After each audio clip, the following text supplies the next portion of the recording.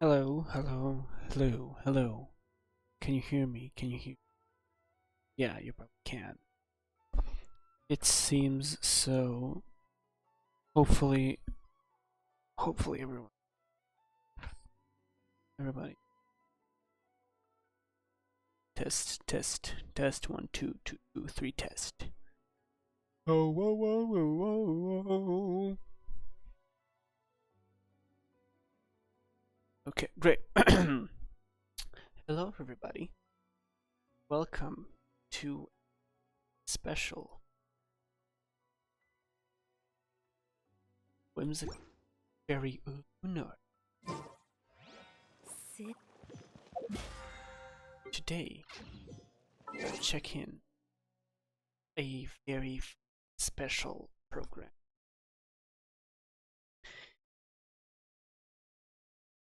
Change to screen to this one. Yeah, this one is great. So, for those who might not know, Genshin Impact just changed, but it's a big kind of change. Basically, what is happening is they are ditching, at least for a while, ditching the numeral uh, version naming system in favor for a different one, at least for the patch cycle of not Cry. They are starting to call it Luna. So it's going to be Luna 1, Luna 2, Luna 3, not Luna 1 as in the normal Roman numeral 1. And I am very excited. Hold on, let me do something with this. I'm gonna change this to a regular normal one. Go, that's better. That's even better. We're gonna make it different. Get even better. Oh, come on, you don't need to see that. Here we go. That is better. So, what I wanted to do today was to just go around this almost 2 hours worth of content and just look at the trailers, look at everything they have given to us this far. But before that, let me just copy paste the codes. Version 6.0 codes, because I'm pretty sure, yeah, Luna 1.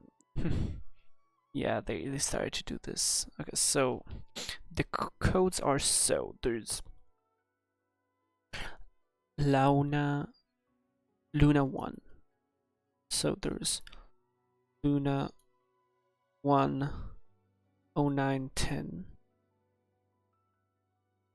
There is Lauma Not Cry Flins. Lauma Not Cry Flins. And there's High Five Traveler. High Five Traveler. That's nice, right? So, also let me just change chat specifically for this.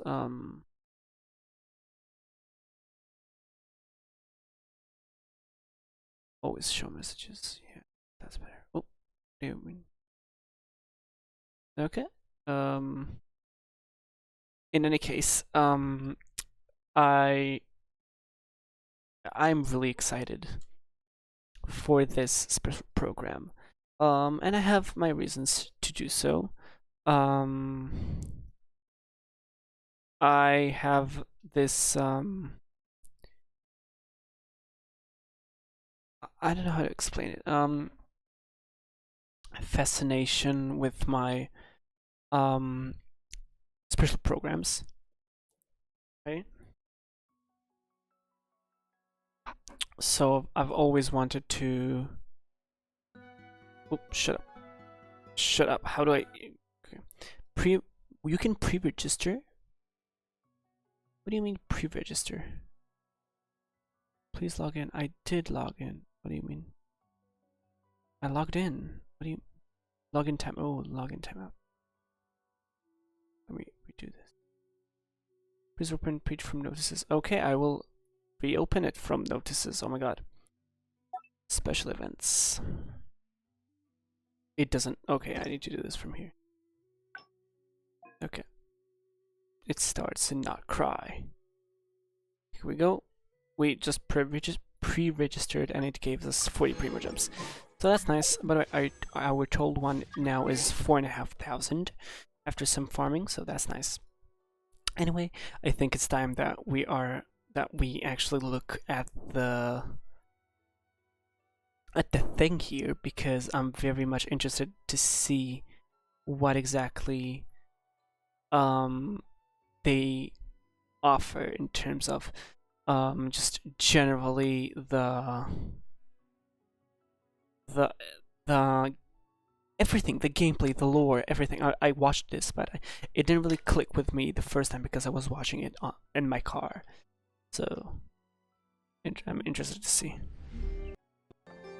So the first few, I guess if you want to call it, the first few minutes are just Flynn's, the VA of Flynn's and and Nefa. God, what's wrong with me? Nefa are talking about everything that we had to do with Nacry before we started. So that's nice. The first 10 minutes or so. Here we go. So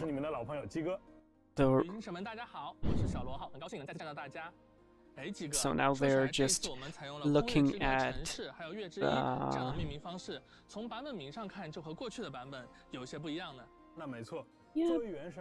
talking about everything.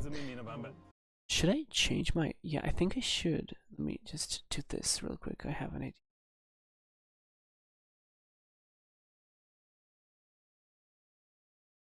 I think you guys can see me better if I do this, right?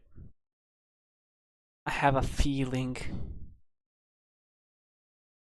It's a feeling, alright. And chat, let me just see if chat is... I think chat is gonna be okay. Actually, let me just do this. Yeah, it's okay like that. We Gucci. Anyway, so they're talking. They want to start some thoughts about the members' evolution of the game. And they list a few things. So they are talking about the world of Song of Volcano Moon, the characters, the gameplay, the rewards and optimizations, and the music, and new surprises. And I want to talk also about the new surprises because I heard a lot of people complaining, but I actually am fairly excited for that, and I'll explain to you why after we reach that point. So we are starting with essentially what is the trailer.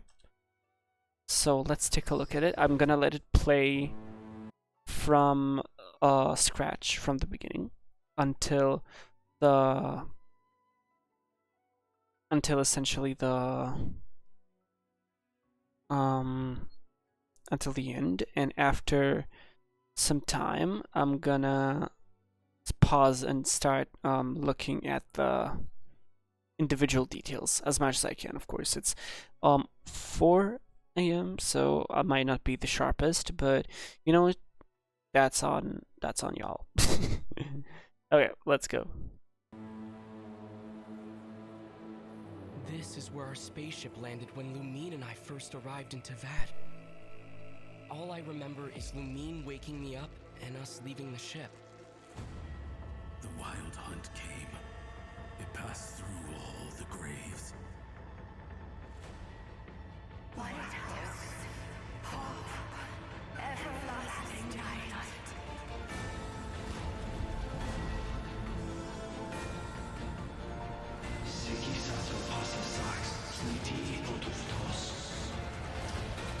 Look upon my flame.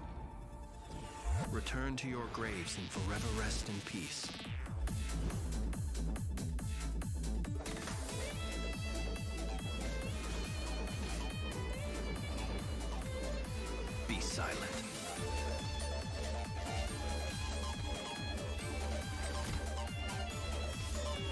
dust. The long sleep beckons. Viewing the world through human eyes is like looking into a kaleidoscope. It is so complex and yet so beautiful. Ad Astra Abasask. Welcome to Not Cry, Dominion of the Fatui. Please, here you go. And if you ever need anything else, don't forget to make the great Lord Saint your first port of call. Interesting. Sincere apologies. I am unable to come down and greet you at the present moment. I will have to converse from up here. Do either of you need my help with anything? Anything at all? After all, I'm the head of this household. Chew on this. Flash attack!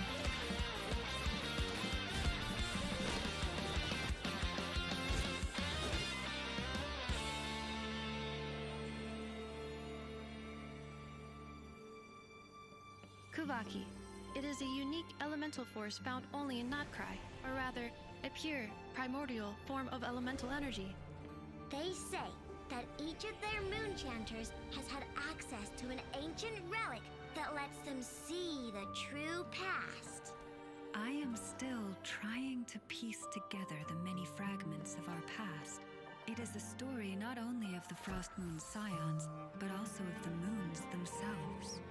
We Frost Moon Scions are the last descendants of the ancient golden realm of Hyperborea.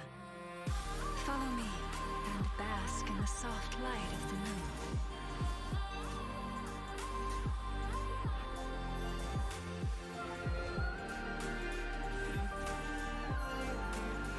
Forest, protect us.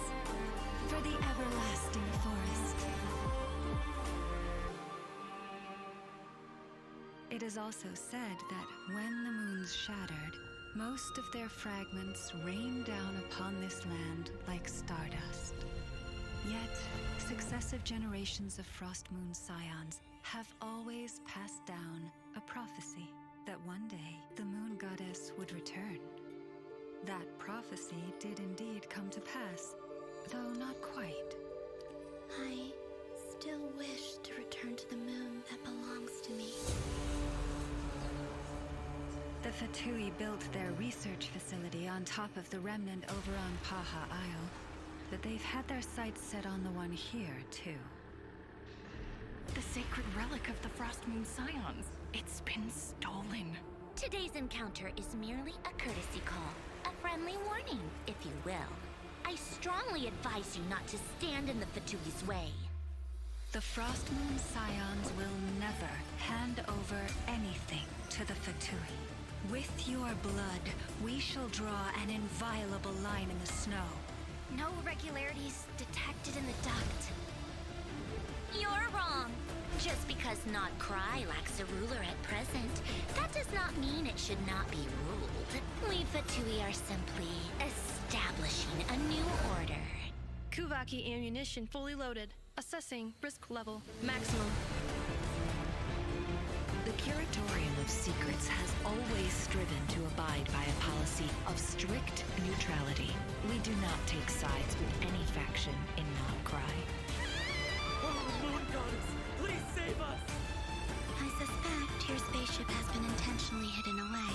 Are you wondering if your sister might be in cahoots with the Fatui? I'm not asking you to trust me. Just don't try and stop me. Take care. The moon can be treacherous.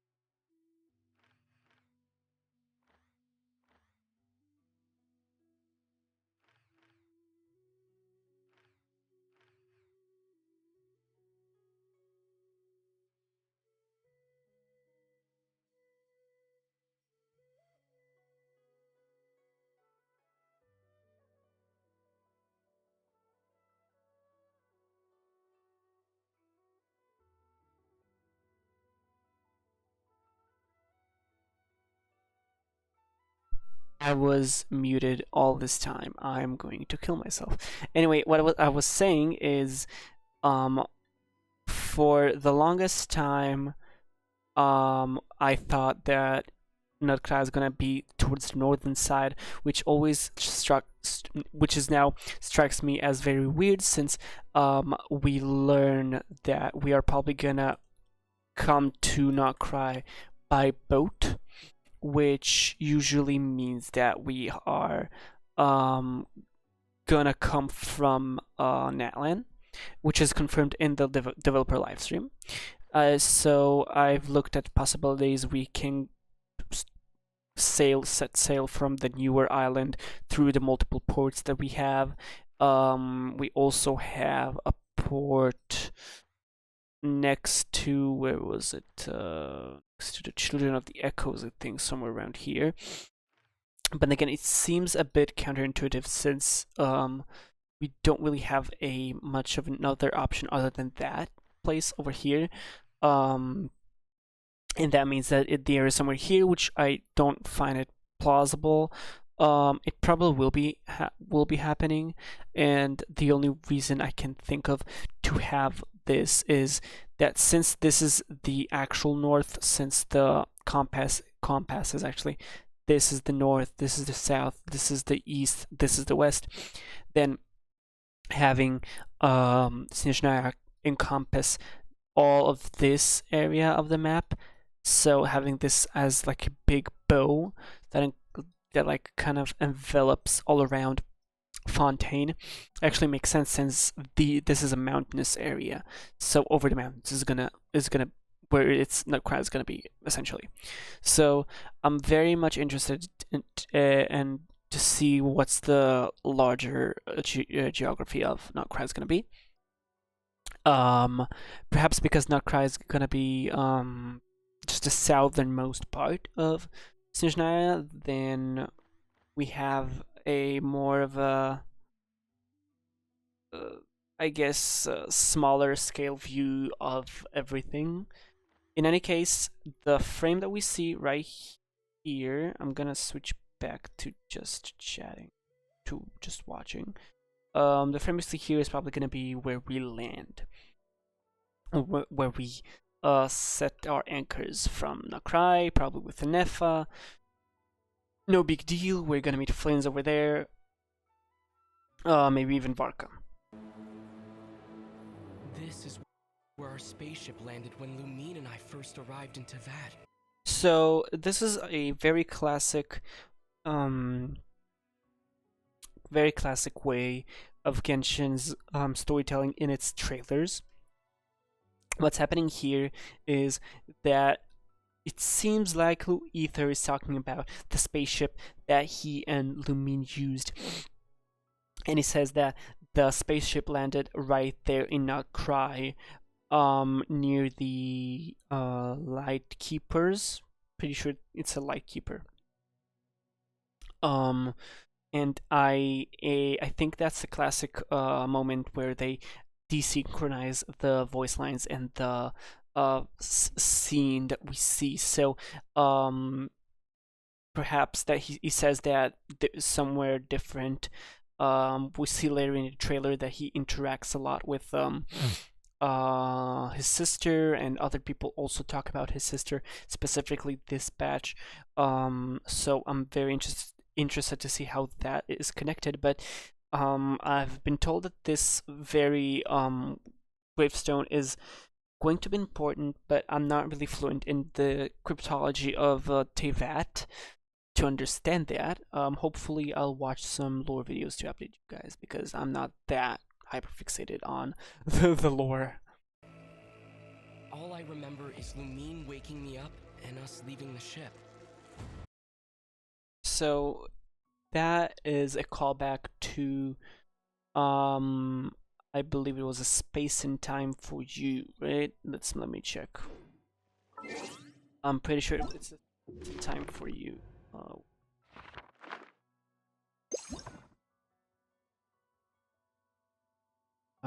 Yes, A Space and Time for You.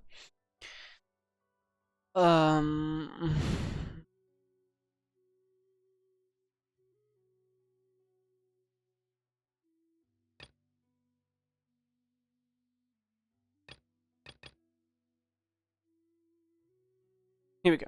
So, where we went into this pocket dimension of Conria, the Conrian disaster through Natlan's ley lines. So Lumine kind of told us when the cataclysm first began 500 years ago. As a princess of Conria, I was preparing to do my part to fight back with all my might. But then Gertie found me. She begged me to save the world. She also brought me news of you, and she showed the key, and she decided to see you again, to see us again, to see either again. So she went to see us. She found us, and we were still in hibernation. So she woke us up, and basically that we believe that this is what led to the events in the beginning of the game when we see Sustainer of Heavenly Principles, Asmodee blocking our path. We are the ones that obviously get to experience the Wrath of the Shades after what seems to be 500 years or so of abrogation by Lumine's side, and we just woke up. We have no idea what to do. So when Ether says this in the trailer, he says, "All I remember is Lumine waking me up and us leaving the ship." He talks about exactly what happened between what Lumine said happened in the quest and the opening cutscene of the game. I hope it makes sense. I really hope it makes sense because it is confusing. Us leaving the ship. The wild hunt came. It passed through all the graves. So the wild hunt, of course, we already know it's the abyss in this version patch cycle. What is basically happening is how will I explain it? The absolute travesty that was the abyssal war with in Natlan is actually nothing compared to what we will probably gonna experience in Notcry, because Notcry is also located at the edge of Teyvat, while Natlan had a very weak leyline system, with the Night Kingdom being their version of it.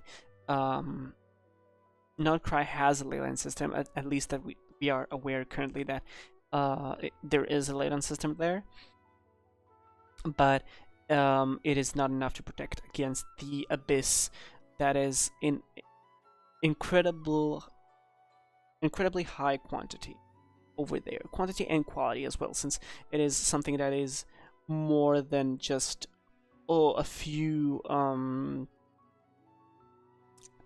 monsters here and there. So I'm pretty sure we're gonna find more abyssal enemies. They're gonna be more common over there, and the Wild Hunt is probably just a sub-faction of the Abyss in general. That's my theory, because we already know that there's the Abyss Order, and we only hear from them in more advanced, I guess, civilizations like Fontaine, Mondstadt, places like that. In Natlan, it was just purely the Abyss.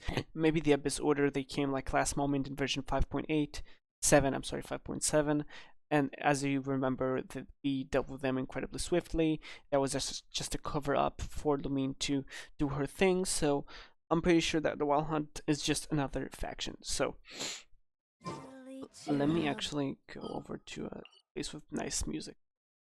I really like Enkonomiya's music. I'll do that. And while we do that, I'll go back to the tab of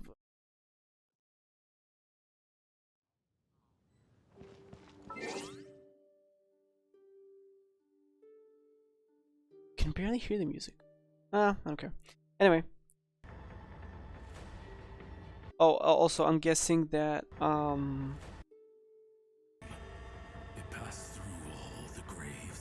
So I'm guessing by it passed through all the graves is a basically what it means that is that the abyss, the wild hunt in that case, is corrupting the graves and the memories of those who passed. And you'll see that I'm using the term memories already early on to cement the idea of memories and dreams being in Genshin. Genshin's the main theme, because it is essentially, especially with the moon, and I'll get to it later.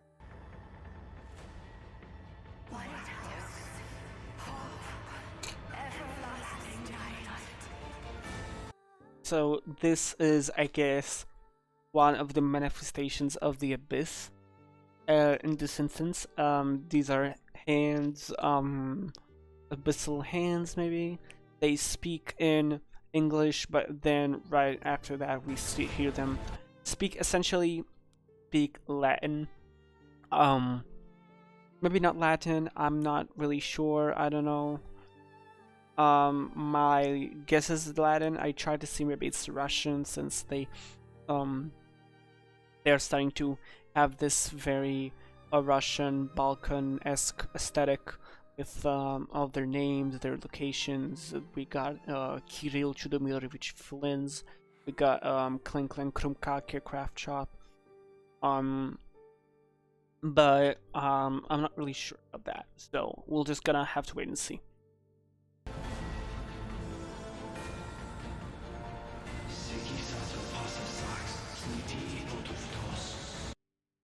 So if anyone can actually take a look, like, let all mortal flesh keep silent before the light. So this was not, of course, in English, so I have again, it's probably Latin, since we already have Ad Astra Abyssosk as a chant of the Adventurers Guild, and which we're also going to see very, very soon. Probably the marionette herself, or at least one of her puppets. So there is a very big chance that it's just Latin, but it could be a different language, maybe just like made up sense. So yeah. Look upon my flame. Return to your graves and forever rest in peace. Can I just let me just say, the music is absolutely amazing, and Flins is just a very cool designed character. His eyes, his color palette, the demeanor, the outfit, everything is just so cool about him. I'm so glad that he's, spoiler, phase 2 of the version and not phase 1. It gives me more time to farm.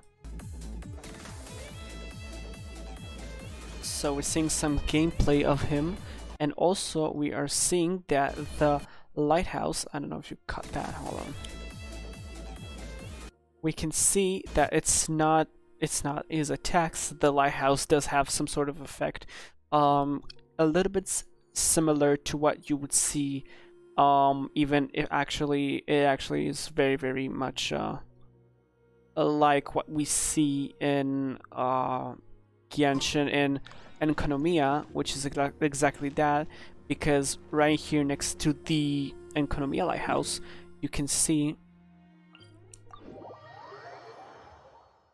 that it is shining, and if we go into a different, I think, Evernight mode, then hold on. Oh, where is it? We can see that the shine disappears, so maybe there's gonna be a very similar mechanic. Oh god, do I need to?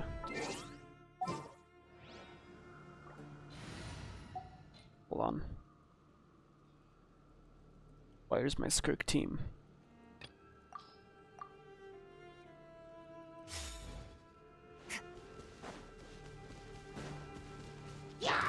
Manifest! Do your master's bidding! Fearless. Let's do my healing. Here we go. As you can see, there was a shine that died down as soon as we switched to Evernight mode. And if we go back to the beginning, we see that this tower is no longer shining. So what I think is happening here is something very similar with the trailer itself, where the lighthouse can be toggled on and off, and that's gonna either attract or repel the abyssal monsters. And by the way, these monsters, I believe, are corrupted souls, memories, fragments, however you want to call it, of dead people being brought back to life by the abyss, by the wild hunt. Hence the grave. They're passing through all the grave comment that we heard a few seconds earlier. Essentially zombies, abyssal zombies. That's what I'm trying to say. So I'm gonna skip ahead forward slightly. We're gonna see a lot of gameplay. Beckons. A lot of cool gameplay. And now we are in Nasha Town, which is the big which is the city of not Cry. We have Liyue Harbor and Liyue Honkai in not Honkai, in Mondstadt we have Mondstadt City. We have the stadium in Natlan. The stadium is the main hub. It's where usually the Adventurers Guild, the crafting table, the reputation collection quests are there, except maybe Natlan, where it is distributed by the tribes equally. But in any case, it's gonna be the main hub. A lot of people have been discussing whether or not it's gonna be as futuristic as Natlan was. I'm not sure about that, since it's I don't know, since it's giving me very much steampunk, a bit like Fortress of Meripede in Fontaine, I want to say, but I'm not sure. I'm not sure about that. That what I've been trying to say is I'm not sure how I would feel about that long term. But again, you've seen how the rest of the region looks. I'm very much excited for it. Viewing the world through human eyes is like looking into a kaleidoscope. It is so complex and yet so beautiful. So we're back into this whimsical kind of like feel that there is, and when you find the new region. And this is who I believe to be the marionette. Abasosk. Welcome to Not Cry, Dominion of the Fatigue. So we get our what I believe to be the first big kind of like twist. I don't want to say twist because it appears to be the Adventurers Guild. She also hits us with the Ad Astra Abasosk, right? But I don't think that's the case, since in every nation, Catherine is a robot that greets us when we just come over. And of course, this one looks different. She is the marionette. I don't remember what Fatui. Let me check. Fatui.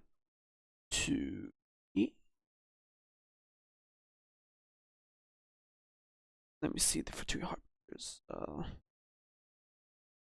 Members. Santorone, right, marionette. She's number 7. So number 7 is, I don't think that number 7 is gonna be the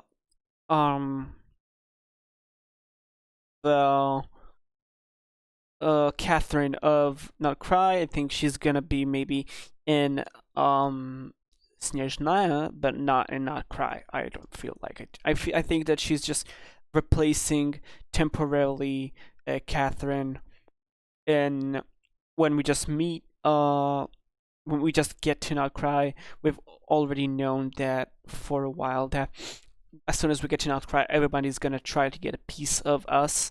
Well, that came out wrong. Everybody's gonna try to get themselves our allyship.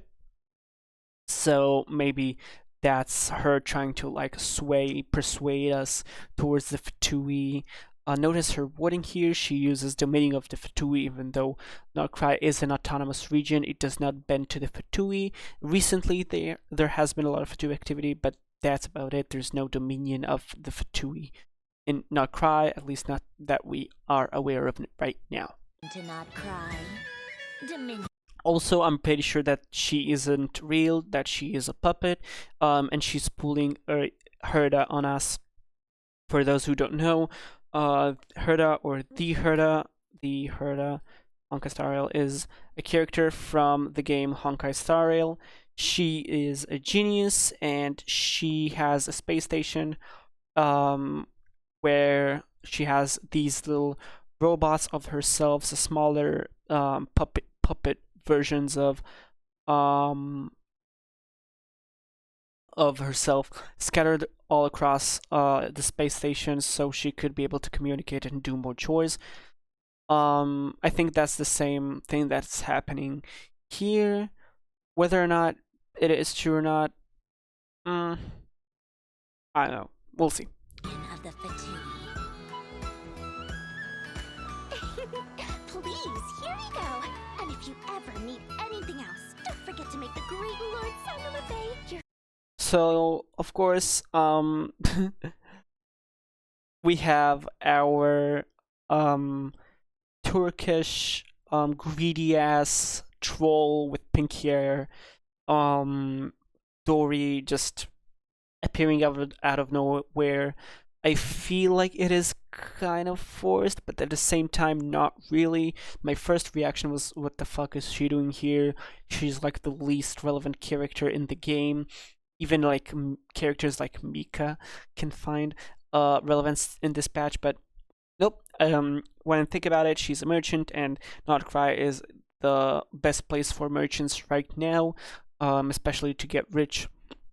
And we all know how greedy Dory is, so that does make sense. I just feel like it's gonna take an uncomfortably long amount of dialogue to actually get information out of her.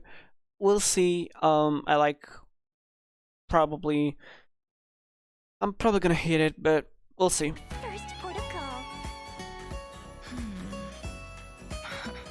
Interesting. That's Nefer, Nefer or Nefer, or Nefer, depending how you want to pronounce it. She is probably gonna be from Sumeru or from Natlan. Pretty sure from Sumeru. We haven't had a Sumeru character for a long time, but her triangles and her hair are very much reminiscent of Nat Lenny's characters. Like I'm pretty sure maybe, well, no, with one without a hat. Let's take a look at Mawika. Yeah, so Mawika has those characters in her hair. And I think the Traveler also does when he activates the Night Soul Blessing State. So, maybe just a stylistic choice. Maybe it's nothing more than that. We'll see. I guess we're gonna find out. She is the leader. I'm not even sure. The overseer. The whatever the fuck of the Curatorium of Secrets, another faction that is supposed to stay neutral. I believe that it's not gonna happen. Essentially, I think that she's gonna be the breaking point in the conflict. Since there are 11 factions, I think there are gonna be essentially 5 good ones, 5 bad ones, and the Curatorium of Secrets is gonna be our tiebreaker. This one just looks like Fontaine. Sincere apologies. I am unable to come down and greet you at the present moment. We have Inefa, and now the new character, I know. Do either of you need my help with anything? Anything at all? After all, I'm the head of So, I know we already got a glimpse of her during the previous story, but she's just your average child. When you first boot up the game, you get a child. It's happening a lot with other units. So, for example, when we start the game, we got a lot of characters. We got Amber, we got Barbara, we got Bennett, we got Official, but I think the biggest one would be Klee and Diona. I think we get Diona for free since she's the child of that region. And Olivia, we have Chi-Chi. For this same reason, you practically get her for free, so a cute little child to go with. For Inazuma, they kind of break the pattern for a bit, but then they release Sayu, which is the child for that. We get her for free when we get to Inazuma, so it's obviously very much this kind of like pedophile bait, if you want to call it that. For Sumeru, it's Dory, this annoying little creature. And of course Nahida, but she's the premium unit. And we got probably the most controversial take. I think Lynette is gonna be the child for the Fontaine arc.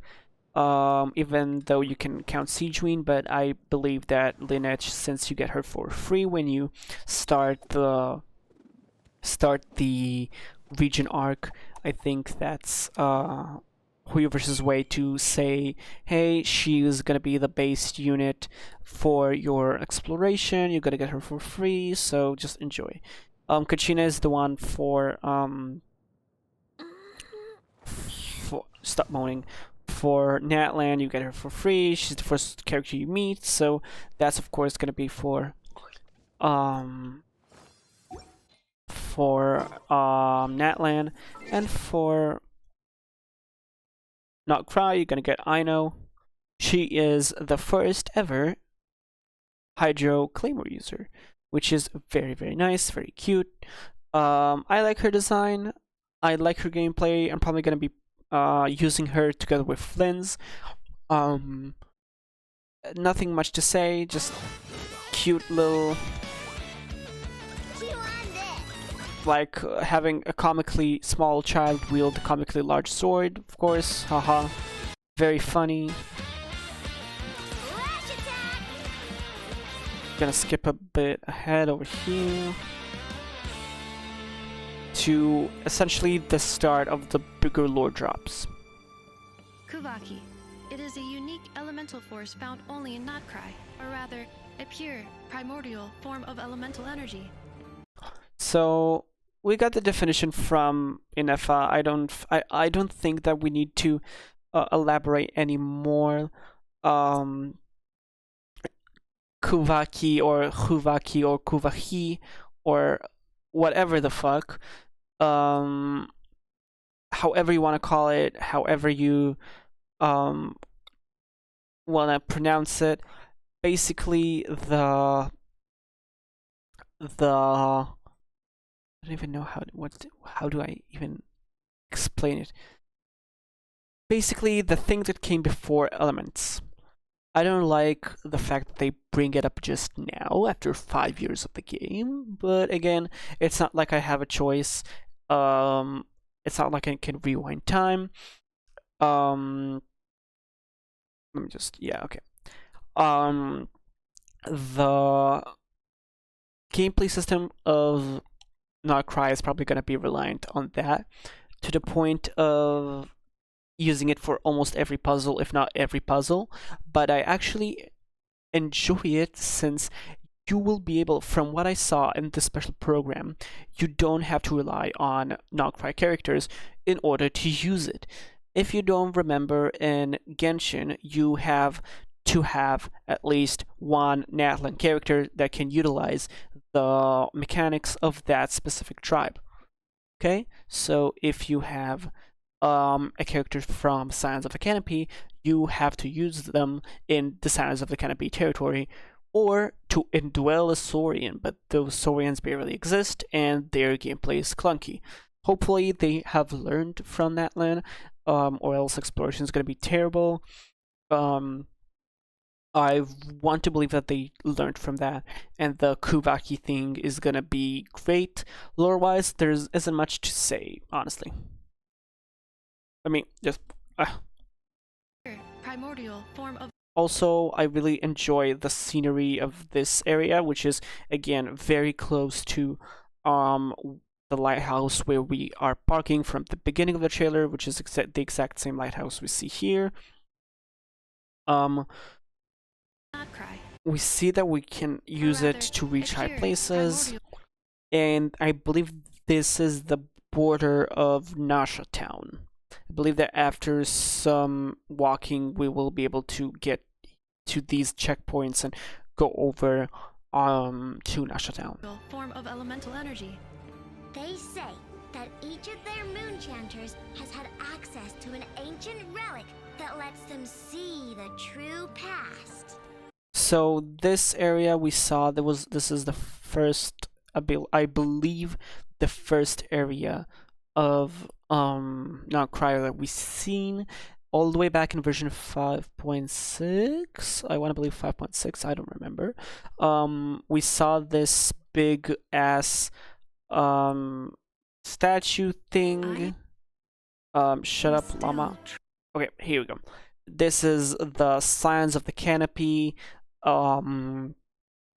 territory, another faction that is very much deer associated. At the end of the day, the Scions of the Canopy are the children of Hyperborea. Let me see if I can actually, if I recall that correctly. Hyperborea Genshin. Here we go. Yeah. It is, of course, based on real mythology. So, Hyperborea, also known as the Golden City, is an ancient civilization located near Snezhnaya. We now know that it is now located in Notcry, which is, these are just descendants with a S at the end, because I cannot fucking speak. They are the descendants of Hyperborea, which is essentially the light realm of Genshin. They were killed by a celestial nail. Not a lot is known about it. Basically, it is just a faction and a city that once hailed and was swallowed by the deep sea. That's it. That's all we know. Hopefully we will see more. That's it, yeah. Oh wait, I'm stupid. The Frostmourne Scions previously lived in Hyperborea before abandoning it and relocating to Notcry. So perhaps, well, I think the big twist is, and as a logic will dictate, that Hyperborea is connected to Notcry because of the moons. So maybe that statement will be fixed soon, I guess. I hope. So yeah, let me rewind a little bit. I am still trying to piece together the many fragments of our past. It is a story not only of the Frostmourne Scions, but also of the moons themselves. Let me continue. The Frostmourne Scions are the last descendants of the ancient golden realm of Hyperborea. So we are introduced to Lauma, which is the dear mommy girl goth big boobies that is gonna be incredibly lore relevant. And of course she has this very weird demeanor about the moons. Again, using the moons to watch memories, the moons giving out prophecies. What is their true goal is unclear right now. She is a Dendro catalyst that is introducing a new reaction. I really enjoy her. I will not be pulling for her. She looks great, but I will not be pulling for her. I'm saving for Flynn's, and I don't really think that lunar reactions, specifically lunar bloom, is gonna do anything good. I will be using my flint with, unfortunately, lunar charge, but if it's gonna help me clear Spiral Abyss, fuck it, you know? Okay. So we see some areas that are very akin to Sumeru. I really like that. It is also said that when the moons shattered, most of their fragments rained down upon this land like stardust. So this sentence is also very much interesting to me. I'm not sure. Let me explain. So basically, it is also said that when the moons shattered, most of their fragments rained down upon this land like stardust. The thing that haunts me is this land. It's either this land as in specifically not Cry, their region, or this land Tevat, which means the entire world, right? And that has severe implications whether or not it is the former or the latter. I'm not sure, actually. We're gonna have to wait to get context. I'm pretty sure we'll have to wait to get context. Then what we see in game is just this land like stardust. this pillar that I'm guessing that we use Kuvaki, being portrayed with the lines there, thin lines, reminding me of topography a little bit when you like draw maps and stuff. Let's see what else. Yeah, that's it. Topography. That reminds me of topography very much. Yet, successive generations of Frost Moon Scions have always passed down a prophecy. Okay, I'm gonna stop here right here. I like this frame. I'm gonna stop right here. So,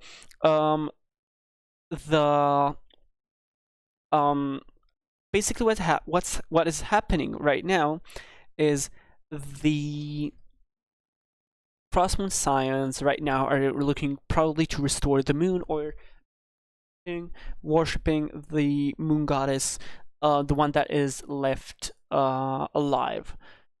So the only one that is either Arya, Solnari, or Sonet, or Kanon.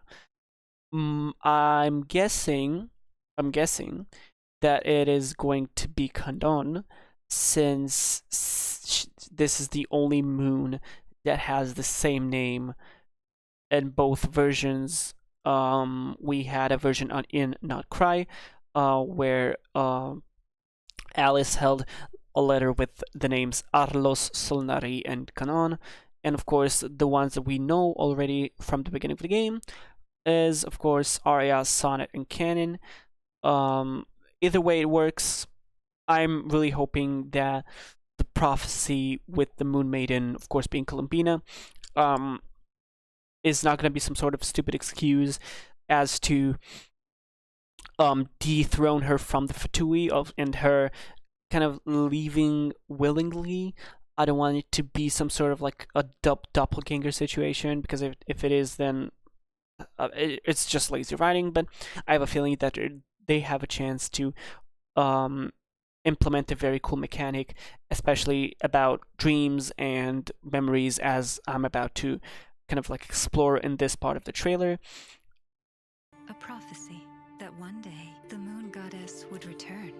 So we already know the moon goddess is probably going to be either Paimon, this little either going to be Paimon, this little chicken nugget of a fairy. Yeah, stretch. Yeah. And the reason being that her cape has a lot of moon symbolism, as you can see, a lot of stars, 3 big moons, 1, 2, 3 on her back. And the fact that we don't really know a lot about her, or of course it could also just be Columbina, the girl that we see here in the trailer. Perhaps not Columbina, maybe just gonna be Damselette, and Columbina gonna be different. Or maybe we just see a past version of herself, like we've been discussing in the live stream itself, but we will have to wait and see. Hopefully she'll be playable soon. The moon goddess would return. That prophecy did indeed come to pass, though not quite. I still wish to return to the moon that belongs to me. So this line strikes me as elusive in a sense. Let me explain. So basically what in the context of the previous lines, of course, that I'm gonna take those with a grain of salt, since of course all of these lines are not synchronized. They're always gonna be out of sync purposefully to kind of like mislead us into thinking that characters are interacting with each other in a specific way while it's not really happening. Other theories that I might I don't even know, honestly. I wish to return to the moon that belongs to me. So we know that Columbina right now assumes the role of a moon maiden. And we probably know that she's going to be related to one of the moons. Perhaps not the fallen one, but the one that is maybe occupied by Celestia? Maybe? I don't know. It is a possibility. After all, she is... You know what? Fuck it. Let's continue. Just a quick last word about Columbina. She's incredibly sus. I will not trust her, especially with the fact that there is a gameplay system designed to take commissions specifically for her. Not just like it is. Every other nation has a tree or some sort of like a divine thing that we can just put sigils in it, like all of our exploration sigils into it, and it'll give us rewards. This time it's Columbina and the moon. I'm not trusting that. I just know that they're gonna just like drop us with, oh, you've been helping the bad guy all along. This is the true nature of the world, blah blah blah. I'm not buying that. I will be feeding into that since this is our only choice, but yeah, you get me. Anyway, we're cutting to the big octopus of the Fatui, the big mechanical octopus. Also been teased together with the sounds that can be the... Not sounds that can be the fucking moon chasers, whatever the fuck. The... Fuck, what's the name? Hold on. Not Cry Factions. Frostmoon Scions, right. Frostmoon Scions. So it was teased together with the Frostmoon Scions faction. A huge Fatui base, way more technologically advanced, nothing else to say. They plan on... The Fatui built their research facility on top of the remnant over on Paha Isle.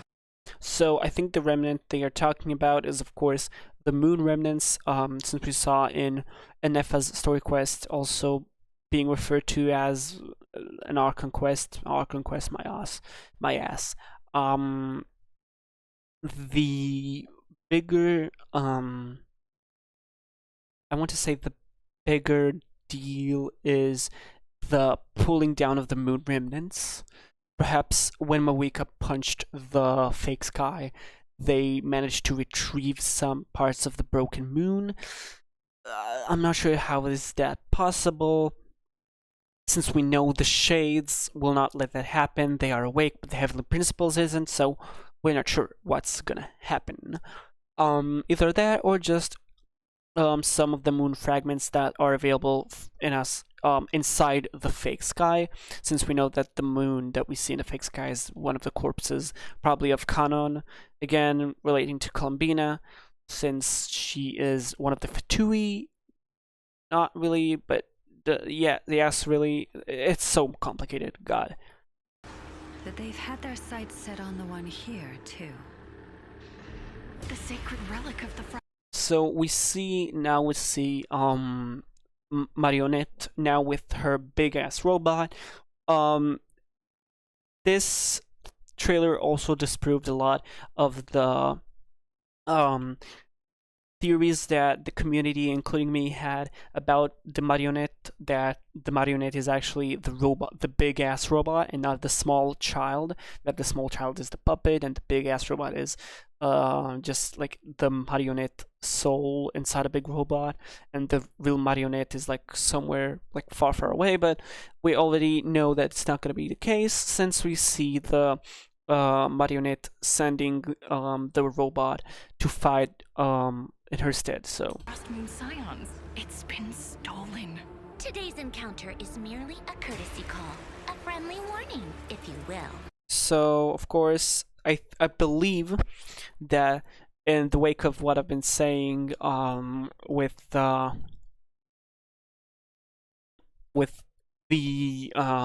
Addis Rabbit in the beginning of the trailer, here, right here, yeah, this one, Ad Astra Abyssos.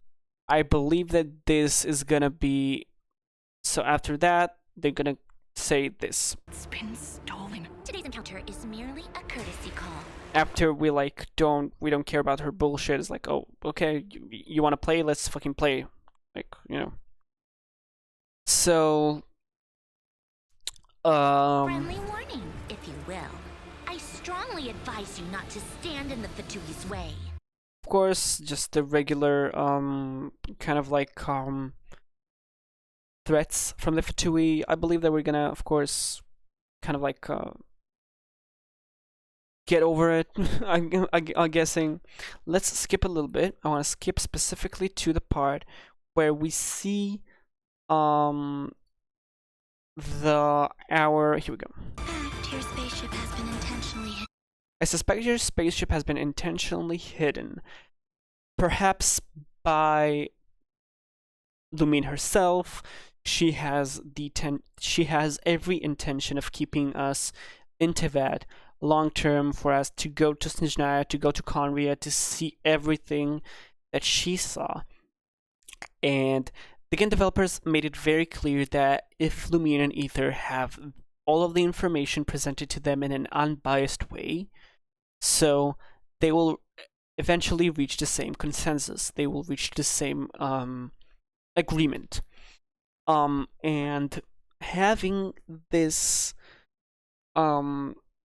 information given to us that Lumine is actively behind the scenes trying to do everything to stay hidden, while giving Aether the option to kind of like, while actually not giving him the option to back down. I believe that there's gonna be a big blowout between these two, and we're gonna find out that this time, actually, no, you're not gonna be on the same page. You're not gonna agree on everything, and you're not gonna be able to, you know, you're not gonna be able to overly trust on your sibling to do the same. You know, I think it's gonna be a wake-up call for both of them, and this inevitable fight between the two. Will they fight? Probably not. We'll see. Let's go back. In a way, are you one? So as we can see for just a few frames, we stand in what seems to be an abyss-infested area. Frostmoon Scions, Lightkeepers, maybe right in Asha Town, or maybe it's just like a domain. A dream, perhaps. The Lumine kind of extends her hand. It doesn't seem like there is anything in her hand. It's more like of a come, hold my hand, come with me. But if I had to kind of like show, or like if someone made me think about what is there in her hand, I would have to say that this is the key to the spaceship for both of them. Just like the same key that was in the Archon quest for before Not Cry. I believe this is the exact same one there is in this quest. If there is a key present or anything present in her hand. We can't see anything right here. And of course, Ether is gonna deny, as we can see very soon. You can see right here, he is pulling his sword out. Are you wondering if your sister might be in cahoots with the Fatui? This very question is kind of like annoying me, since we already know that she is in cahoots with a lot of the factions, including the Fatui. We also know that she was in cahoots with the Hexen Circle, with the Abyss Order.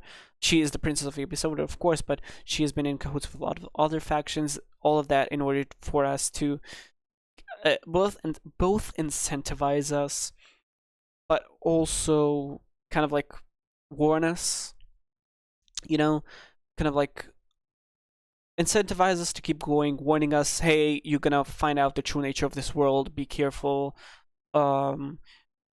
She's still our sister, so I believe that there is good intentions, but the execution will be terrible, and that's exactly what's gonna make Ether kind of like snap right here. I'm not asking you to trust me. And we already see, Hoiver's already stopped hiding long ago that the fact that they are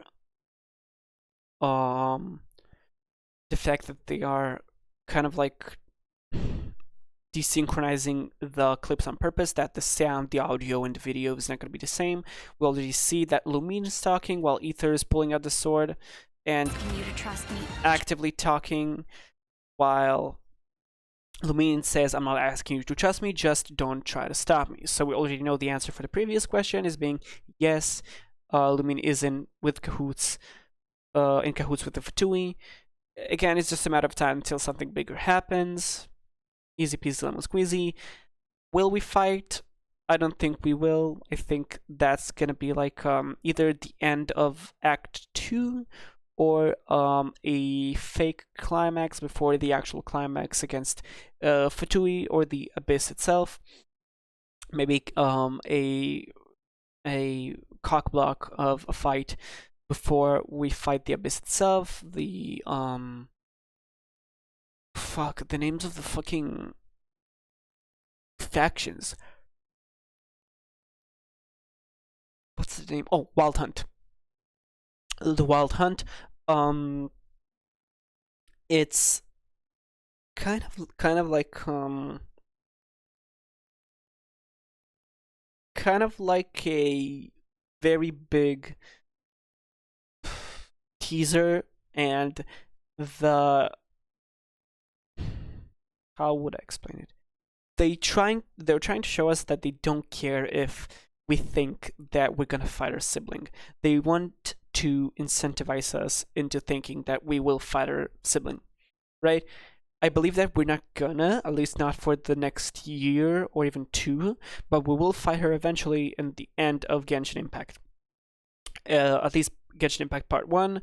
Remember, Genshin Impact will have a continuing sequel, probably not named Part 2, probably Genshin Impact Celestia trailer, Celestia chapter. Maybe it's gonna connect into Honkai Star Rail. I don't know. We'll see.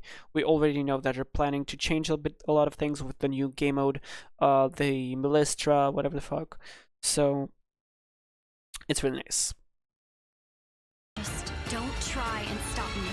We also see that Lumine is clearly, visibly shocked, or at least surprised by either Ether's action or by his words, because we know that he pulls out his sword, but he also says something. I'm not asking you to trust me. So we probably gonna say something that is gonna either upset her or surprise her or whatever the fuck. In any case, she's surprised. Just don't try and stop me. Take care. The moon can be treacherous. So as you can see, we hear Columbina. We think that it's Columbina. Once again, we don't, as long as we don't have a concrete evidence, I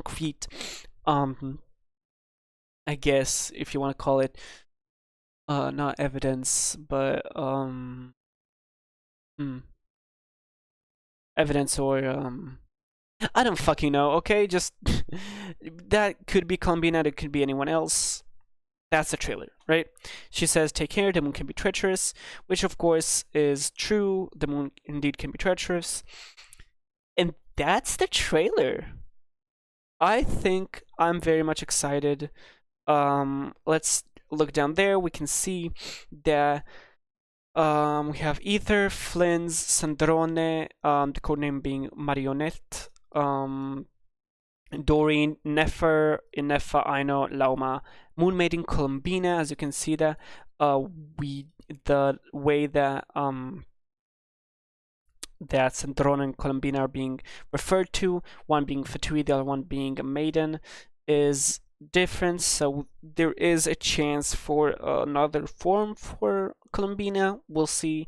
We have Jehoda and Lumine being the last. I'm really excited for this trailer. In any case, that's gonna be like the reaction. I thought I'm gonna go over the entire live stream, but I'm not gonna do that. It took me just an hour to fucking go through a trailer, which is, whew, that's a lot. I might raid someone right now. I do want to say hi to Toast. He's live right now. Let's see, take a look. Let's knock. What do I do? What is the knocking? Oh. Oh, oops. Oops. What is that? Digests. Oopsie noopsie. What even is this? Oh, it's a stream together thing. Okay. Oopsie doopsie. Ash looks so good. It looks so neat. The power of Kuvaki is okay, so he watches the... I love the Celtic theme. It's so good. It sets machines in motion. Okay, I'll keep it on Bay. For now, let me drop in Nalan. I need exploration. I need my Natlan exploration percentages up again.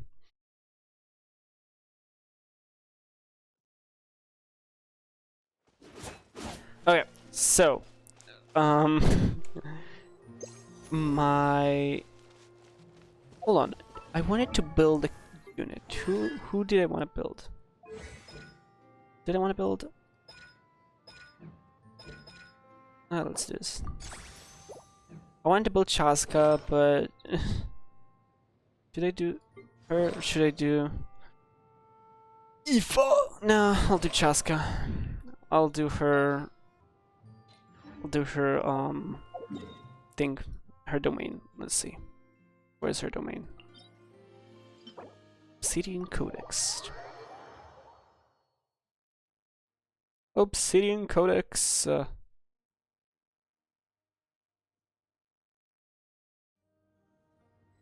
Here we go.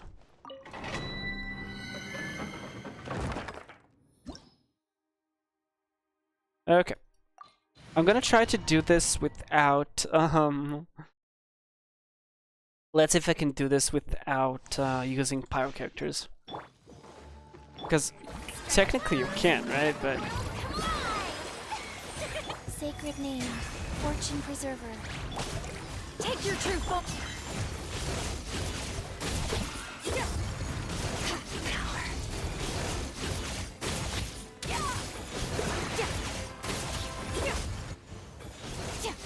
You can, but it's very, very messy. I don't mind actually. It'll help me practice my routine, my rotations with all of them. I'll do like 2. Okay, let's see. Ooh, okay. Nah. Animal damage. I mean, it is okay, but it's kind of like Obey! My divine. Fearless. Into the void. Okay, it's way better to do ult, okay.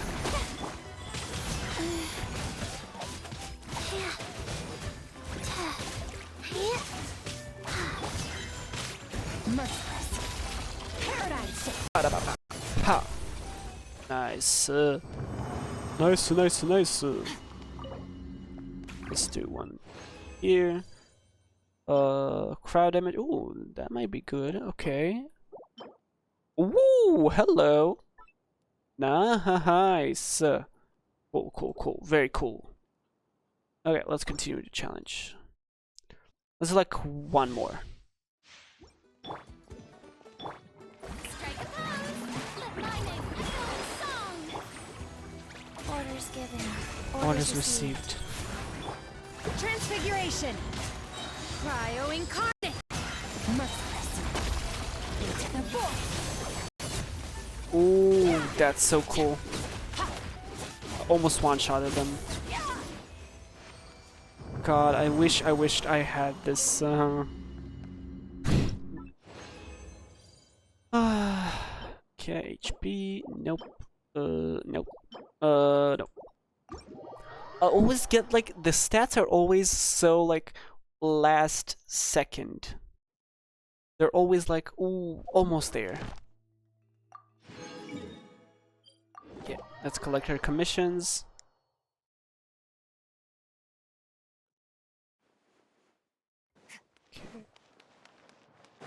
Add Astra. Add Astra Abyssosque. Thank you for Add Astra. And ooh, I heard a friendship level increase, right? Who was that? Level.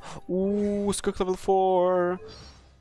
Can we listen to Let's Go about Sutalogy? Let's see. Very few people manage to earn themselves a name like the Foul and live up to it. I'm sure whoever gave him that name must have truly despised him. Master's certainly done his fair share of disgraceful things. And the fact that he's a former knight who turned his back on the chivalric code doesn't exactly make things any better. And yet, plenty of people still choose to follow him. They're drawn to his strength, composure, and confidence. And the fact that he's candid with everyone, regardless of their background. He's not driven by emotion. He's on a mission to become a version of himself that is complete and perfected. That's why he's as powerful as he is. It's also why he's so dangerous. Interesting. Well, she is right, but he's striving to be his perfected self. Interesting. Okay. At one time, he was Master's rival. At another, they were best friends, apparently. I had hoped he might give me some more information about Master. But the moment he recognized my style of blade work, he got very agitated and demanded to know Master's whereabouts. I don't want to deal with him. Hopefully I don't run into him again anytime soon. Yeah, that's about her. She talks about Nicole? I wonder if becoming human was an evolution or regression to her.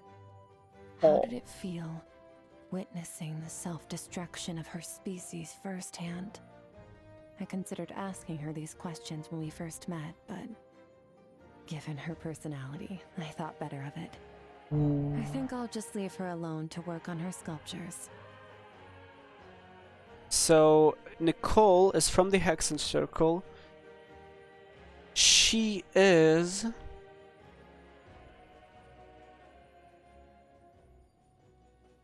She is from just from the Hexen Circle, right?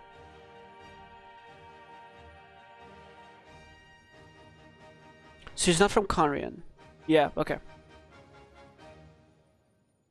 Yeah, okay, so she wasn't human and then she became human. Right.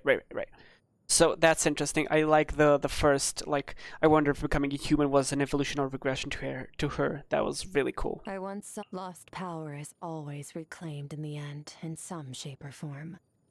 But where will this power lead? To a trial? To revenge? Or toward a new future? It's a question that strikes at the heart of his quest to find the meaning of his existence. And perhaps deep down, he already has his answer. Interesting that she talks about Novelette like that. Well, she did meet him. What the fuck? Yeah, the shrewd merchant. She's one of Alice's friends. Huh? I Oh, right. occasionally sell rare monster carcasses to her, since I need Mora to get by into that. She's made a pretty good impression on me so far. Never asks about my background, at least. I don't know how fair her prices are, but I also don't care. I only need enough to get by. Any extra would be wasted on me. Interesting. I wonder if I'll be able to hear what Dory has to say about Skirk and the quest. Let's see about Alice. As the sustainer of the world's borders, she tolerates my presence. But she did make me promise not to interfere too much with this world's affairs. That was fine by me, but I had to know the reason why. She said many ecologists find it emotionally overwhelming when they observe the animal kingdom and see the predators hunting and the prey fleeing. But they'll never interfere in the process. Instead, they allow the laws of nature to take precedence over their own emotions. In her own words, some call this being a callous observer, but I think it's merciful at the same time. Interesting. So it's the developer's way to give us this kind of like look into whatever the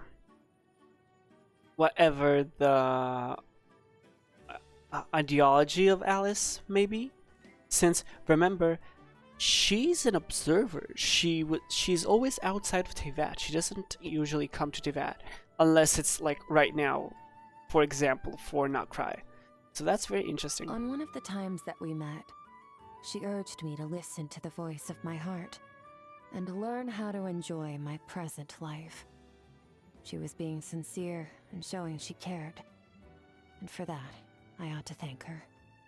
Well, that's cool. That's a really good note to end stream on. That's a really, really good note to end stream on. Let me see if we got something nice for Chaska. Let's see, nothing, nope.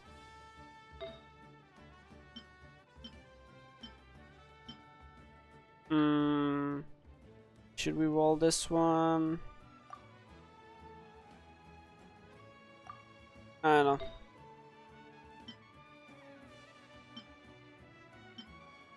I think this is the best one we're gonna get on her.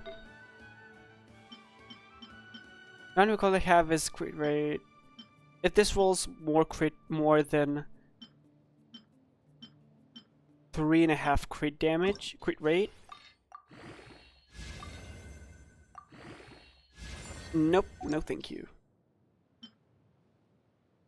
God, if she was scaling HP, that would be so cool. Anyway, thank you guys so much for watching. 2 streams in a row, right? Cool. But I really need to start having more structured streams. Hopefully, I'll be able to make actual structured streams very soon.